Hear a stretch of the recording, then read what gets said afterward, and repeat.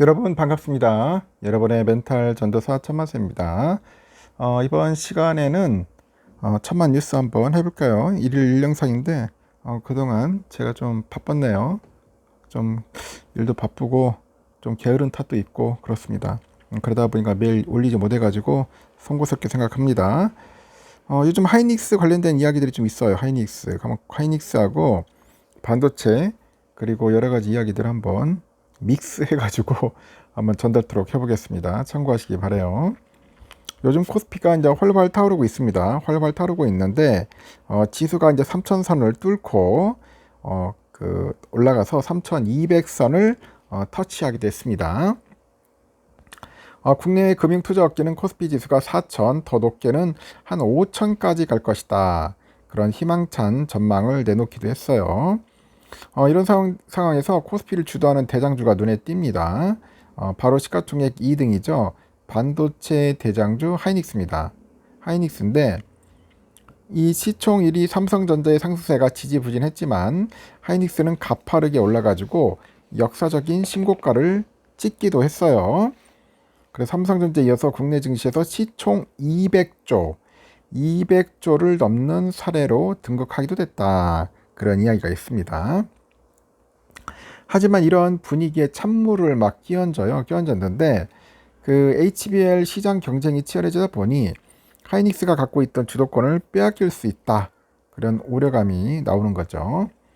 최고 30만 6,500원까지 찍었던 하이닉스 주가가 급락을 하고 현재는 26만 원 선으로 주저앉았어요. 그러다 보니 투자자들은 그 하이닉스의 상승세가 이대로 꺾인 건 아닌지 걱정을 하는 거예요, 지금. 진짜 이게 꺾인 건지 아니면 말 그대로 다시 또 갈 건지 상당히 궁금해집니다. 최고 30만 6,500원까지 찍었던 하이닉스 주가가 급락을 해서 아까 26만에 갔으니 얼마나 속 터지겠어요. 응? 근데 다들 이제 우상향을 기대하는 거죠. 한국거래소에 보면 하이닉스는 전거래보다 500원 하락해서 18일에 26만 9천 원으로 장을 마감을 했고 올 들어서 하이닉스의 주가가 54.69% 이제 오른 겁니다.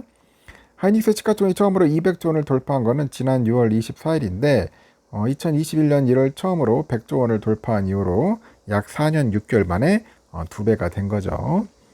하이닉스의 전신은 현대전자 사업입니다. 현대전자산업은 1983년 이 반도체 사업에 뛰어들었고 99년 LG 반도체를 품어요. 하지만 이후로 경영난을 겪게 됩니다. 그 사명을 하이닉스 반도체로 바꾸고 현대그룹에서 이제 계열 분리가 됩니다. 2012년 SK그룹 산하의 SK텔레콤이 이제 하이닉스 반도체를 이제 인수하는 거죠. 하이닉스는 D램 메모리 반도체를 제작하고 글로벌 반도체 기업인 AMD하고 함께 업계 최초로 HBM 기술 개발을 시작을 해요. 2013년 당시에는 이 D램의 메모리 반도체 수요가 압도적으로 많았는데 데이터 처리량이 점점 늘어날 거라는 그런 예상에 선제적으로 개발에 나선 것입니다. 하지만 그 과정은 순탄치 않았다. 이 D램 메모리 반도체 생산에 들어가는 비용보다도 HBM 개발 비용이 더 비쌌다고 합니다.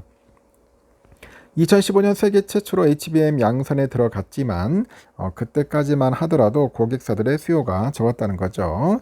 하지만 이 생성형 AI 시대가 열리다 보니 분위기가 확 바뀝니다. 챗 GPT를 필두로 각국의 빅테크들이 AI 서비스를 출시하자 데이터 처리 요구량이 증가를 해요. 그러자 HBM의 수요가 이제 폭발하기 시작하죠. 하이닉스는 22년 HBM3, 24년 HBM3 12단을 연달아서 출시해가지고 HBM 시장을 선도해 갑니다.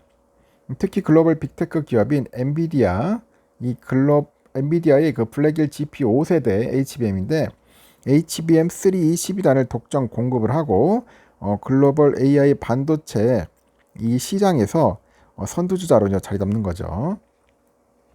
현재에도 고사양 고품질의 HBM을 현재 개발하고 있습니다. HBM이 반도체 시장을 뒤바꿨다고 해도 과언이 아니잖아요. 올해 1분기 D램 시장에서 하이닉스가 삼성전자를 제꼈어요. 매출 기준 1등을 기록을 했습니다. 점유율도 따라잡았다. 트렌드포스에 보니까 하이닉스는 36%, 삼성은 33.7%, 마이크론 24.3%입니다. 삼성전자가 1위 자리를 내놓은 것은 33년 만에 처음이다. 33년 만에 처음이다. 완전 수치스러워. 수치스럽다. 아니 이게 말이 돼? 33년 동안 계속 잘 가던 기업이 하이닉스한테 역전을 당했다는 게 치욕적인 거죠. 업계에서도 하이닉스의 HBM 기술 발전이 계속될 것으로 보고 있고 실제로 지난 3월 하이닉스는 엔비디아 세계 최초로 6세대 HBM인 HBM4 12단 제품 이런 시제품을 공급을 했습니다. HBM3보다 연산 처리 속도와 용량이 대폭 향상된 제품이라고 이제 평가를 받는 거죠. 이렇게 기술 발전이 실적 개선까지 이어지다 보니 투자자들은 하이닉스를 긍정적으로 내다보는 겁니다. 그리고 금융투자업계에서도 마찬가지예요. 그 SK 하이닉스에 대해서 국내 증권사들의 목표 주가가 대부분 30만 원 선을 상회하죠. BNK 35만 원, LS증권 36, NH투자증권 34만 5천 원, 디올 35만 원, 대신 30만 원, 삼성 34, 현대차 32.5, 흥국증권 35만 원이네요. 외국계 투자사들도 마찬가지로 하이닉스에 대한 기대감이 높네요. CLSA 35, JP모건 36, 노무라 36, 맥쿼리 36만 원. 이렇게 하이닉스에 대한 목표 주가를 제시했는데 미국계 IB인 시티그룹 그 글로벌 마켓 증권에서는 최근에 하이닉스의 목표 주가를 35에서 43만 원으로 높여줬네. 43만 원. 하이닉스의 목표가를 40만 원 이상으로 제시한 건 국내외 증권사 중 CT가 처음이더라. CT가 처음입니다. CT증권은 HBM 시장에서 하이닉스가 계속해서 주도권을 유지할 거라 보는 것 같아요. AI 서버와 GPU 수요가 증가하다 보니 이 고부가 가치 메모리 반도체인 HBM 시장이 구조적으로 이제 성장을 하고 있다. 프리미엄 D램 시장에서 강력한 입지를 확보하고 있다고 분석을 합니다. 최근에 중국 AI 딥시크 등장으로 GDDR 수요가 증가를 하고 애플의 아이폰 17에 탑재될 고성능 반도체가 요구되기에 하이닉스의 HBM이 여기에서 두각을 드러낼 거라고 예상을 하는 것 같아요. 하지만 그 급격한 그 주가 상승하고 HBM 관련 우려가 나오다 보니 이제 하이닉스에 대한 그런 낙관적인 분위기가 꺾여버려요. 시장에 가장 큰 충격을 준 건 그 외국계 투자사 골드만삭스 보고서죠. 이 골드만이 지난 17일에 하이닉스에 대한 투자 의견을 매수해서 중립으로 하향했어요. 장기적인 HBM 그 시장 전망은 좀 긍정적으로 보는데 내년부터 HBM 시장이 경쟁이 막 격화돼 가지고 가격이 처음으로 하락세가 될 것이다. 이렇게 예측을 하고 그러다 보니 하이닉스가 갖고 있던 가격 협상력도 공급사가 아닌 고객사로 넘어갈 가능성이 있다고 하는 거죠. 골드만에서는 시장엔 이미 과도하게 낙관적인 HBM 시나리오가 반영돼 있다. 단기적으로 HBM과 범용 메모리 모두 수요 흐름이 양호하나 26년에는 HBM 가격이 두 자릿수 비율로 하락할 것으로 전망된다. 그러면서 다시 투자 의견을 매수로 올리기 위해선 중기적으로 HBM과 D램 메모리 수요와 이 가격에 대한 추가 상향 가능성 그리고 26년 HBM 시장에 대한 시장 기대치랑 전체 이 추정이 보다 현실적으로 조정돼야 할 것이다.